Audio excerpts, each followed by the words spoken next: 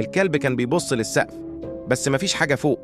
القصة دي مش هتخرج من دماغك، بس قبل ما أقولك اضغط لايك واشترك فوراً عشان في حاجات بتحصل لو فهمتها متأخر ممكن تكون فات الأوان. 3 2 1 مستعد؟ نبدأ. سيف كان عايش لوحده في شقة إيجار جديد ومعاه كلبه الروكي، كلب مطيع ومش بيهوهو كتير.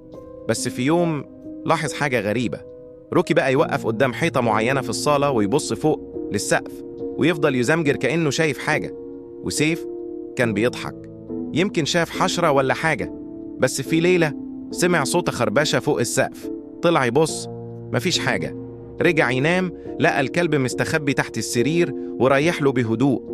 الكلب بدأ يزمجر عليه، فتح الكشاف لقى كلمة مكتوبة على الحيطة: أنا فوق مستنيك. ومن اليوم ده سيف ساب الشقة ومشفش الكلب تاني.